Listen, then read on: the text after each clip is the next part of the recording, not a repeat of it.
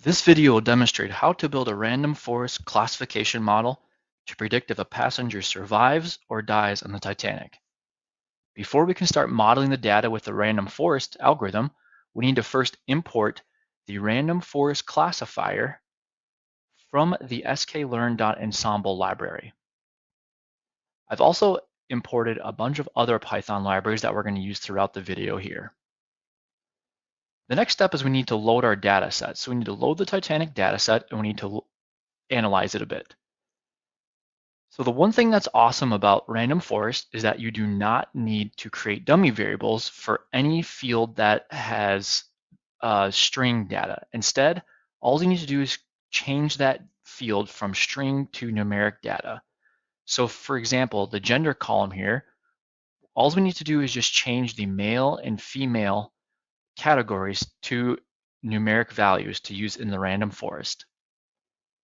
But just to be safe, what I always like to do is I like to just make sure and look at the unique categories within each field.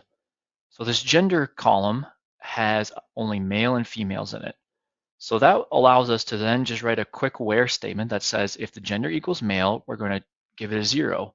If it equals female, we're going to give it a 1. And then we can just double check it worked by looking at the unique values again, which show 0 and 1. After transforming all the categorical data into numeric data, we can then create our training and test data sets. First, you're going to create a y variable, which is going to include the dependent variable that we're trying to predict. You're then going to build an x variable that just includes all of the independent variables. After you build your y and your x variable, we're then going to use the train test split function and split those x and y variables into 4 separate data sets: an x-train data set, an x-test, a y-train, and a y-test data set.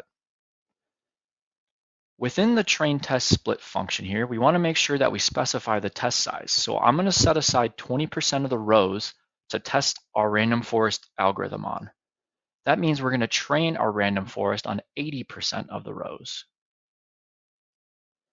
After we set up our training and test data sets, we then need to set up the random forest algorithm.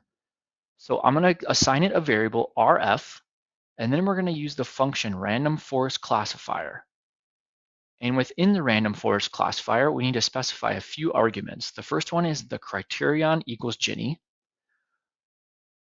The second is the n_estimators equal 3. What this will do is it'll select how many decision trees the random forest will use when trying to make its prediction. So I'm only going to let the random forest create 3 decision trees to make its predictions. The max depth limits the number of branches that the tree will create. So I'm going to limit each decision tree to only having 3 branches under the root node. And then finally, I'm going to specify min sample split equals 3, which means that I'm not going to let the decision tree split any decision nodes unless there's at least 3 data points in that decision node. So after you set up your random forest algorithm, what we then need to do is apply that random forest to the training data set. So using our RF that we created above, we're just going to use the .fit function and apply that to our x-train and our y-train data sets. And when you do that, and you should get some sort of output here in Jupyter that looks like this. That way you know it runs correctly. This step here is optional, but what I like to do is I like to set up a variable called labels that includes just the names of the independent variables that I included in the random forest. That way when I look at the decision trees, these names will be on the decision trees and it'll be a little bit easier to follow them. Next, what we can do is we can look at all 3 of our trees. So using this code here, this will allow us to look at our first decision tree. And I know it's decision tree number 1 because in this part here, I'm specifying 0. So 0 is actually the first decision tree. And so we run this, it will output a nice decision tree for us here. If we were to come down here and we wanted to look at the second decision tree that the random forest generated, we would just change this to a 1 and then just run this one. And it'll output a completely different decision tree. And then lastly, if we want to look at tree number 3 that the random forest created, we would come here and change this to a 2 and run this one. And this would be our third completely separate decision tree that the random forest used to generate its predictions. Now what we could do is we could use each of these decision trees and follow them to predict an individual data point or an individual passenger. But that's kind of tedious, especially if your decision tree were to be huge. So instead what we can do is we can just write a quick function and make the predictions ourselves. So let's say our passenger that we want to predict was in first class, they were 35 years old, and they are male.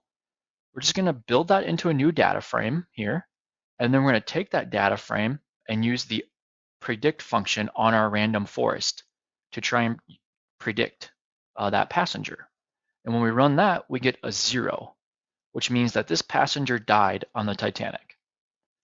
Again, if you were to follow all 3 of those decision trees and then come up with the majority ending value, that's exactly what the random forest is doing here.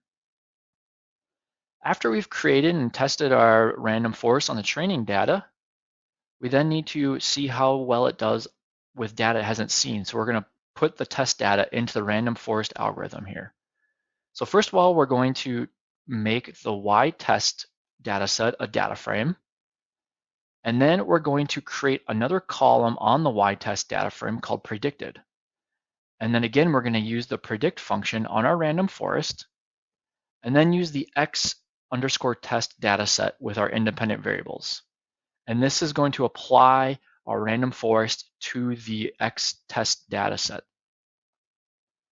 When you do that, we used our random forest to try and predict every row in the test dataset, and it outputted the predictions here. But to really see how accurate the random forest is, we need to create a confusion matrix. So we're just going to use the confusion matrix display dot from predictions, and then use our y-test survived and our y-test predicted. And then we're going to make sure that we specify the labels as 0, 1, and then just a couple other things that are optional, but just make it look really fancy. We can add those in. And so when we run this code here, we get a really nice confusion matrix that we can then look at and see how well our random forest predicted the test data set. But instead of manually calculating these, we can just run some code to calculate the accuracy. So if we run the metrics.accuracy underscore score, and then use our y-test of survive and y-test of predicted, this will come up with a 78, almost 79% accuracy score. If you wanted to see the misclassification rate, you're just going to take 1 minus that same function, and it'll be 21%. So our random forest accurately classified about 79% of the data, or we had about 21% of the data was inaccurately classified. If we wanted to look at how good our random forest was at calculating the true values, we could just run the recall score function on our y-test survived and y-test predicted, and make sure you use POS label equals 1. When we run that, we get a sensitivity of 68%. So our random forest accurately classified 68% of the values that were true. If we wanted to calculate the specificity, or how well our random forest predicted false values, we could use that same recall score function, just use POS label equals 0.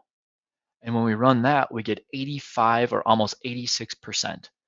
And so our random forest was able to accurately classify 86% of the passengers that were no.